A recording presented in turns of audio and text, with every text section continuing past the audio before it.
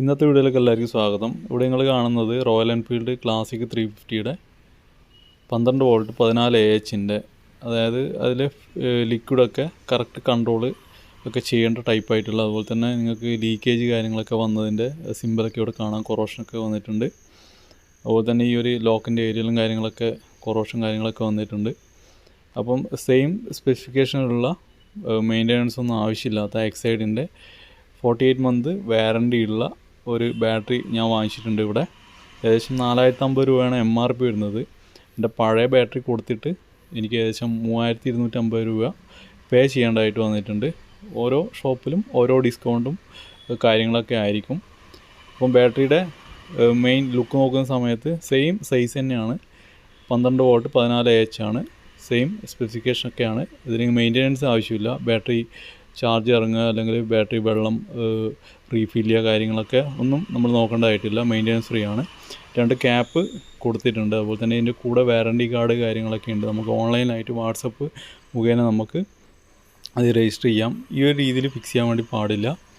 അപ്പോൾ ഓപ്പോസിറ്റ് സൈഡിലോട്ടാണ് നമ്മൾ ഫേസ് ചെയ്യേണ്ടത്. നോർമലായിട്ടും ചെയ്യാം, കുറച്ച് ഡിഫിക്കൽട്ടാണ്. വയറൊക്കെ കൂടുതലായിട്ട് വലിക്കേണ്ടി വരും. അപ്പോൾ ആദ്യം നമ്മൾ ഒരു ക്യാപ്പ് മാത്രം ഓപ്പൺ ചെയ്യുക. അപ്പോൾ നെഗറ്റീവും പോസിറ്റീവും കൃത്യമായിട്ട് എഴുതിയതുപോലെ തന്നെ ഇത് ഫിക്സ് ചെയ്യുക. അപ്പോൾ ഒന്നാമത്തേത് ഇപ്പോൾ അഡീഷണൽ വയേഴ്സൊക്കെ വരുന്നത് എൻ്റെ ചാർജറിൻ്റെ വയേഴ്സാണ്. അത് നിങ്ങൾ നോക്കണ്ട. ബ്ലാക്ക് വയർ നെഗറ്റീവിനും റെഡ് വയർ പോസിറ്റീവിനും കൊടുക്കുക.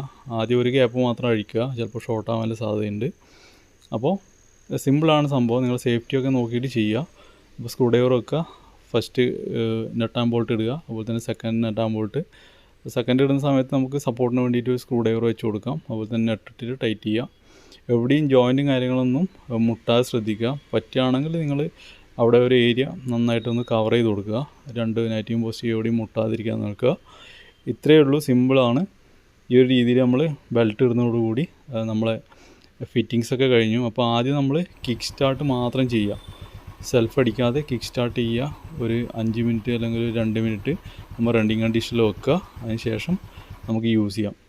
ഇപ്പോൾ ഇവിടെ നിങ്ങൾക്ക് കാണാം, ഈ നമ്പറിലോട്ട് നമ്മൾ ഹായ് എന്ന് ടൈപ്പ് ചെയ്യുന്ന സമയത്ത് നമുക്ക് ഒരു റീപ്ലൈ വരും. അപ്പോൾ നമ്മളെ മൊബൈൽ നമ്പർ കാര്യങ്ങൾ, അതുപോലെ തന്നെ നമ്മളെ നെയിം കാര്യങ്ങൾ, അതുപോലെ തന്നെ അതിന് ശേഷം ഇവിടെ നമ്മുടെ ഫുൾ നെയിം വരുന്നത് എന്താണ്, അതുപോലെ തന്നെ പിൻ കോഡ്, അതുപോലെ ഏത് ബാറ്ററി വെഹിക്കിളാണെങ്കിൽ ഇവിടെ വെഹിക്കിൾ ബാറ്ററി എന്നുള്ള അത് സെലക്ട് ചെയ്യുക. അതുപോലെ തന്നെ ഇവിടെ നമ്മുടെ ഇവിടെ സീരിയൽ നമ്പർ ഉണ്ടല്ലോ, ഇത്ര മാത്രമാണ് സീരിയൽ നമ്പർ നമ്മൾ ടൈപ്പ് ചെയ്യേണ്ടത്. ഫുള്ളായിട്ട് ടൈപ്പ് ചെയ്യേണ്ട.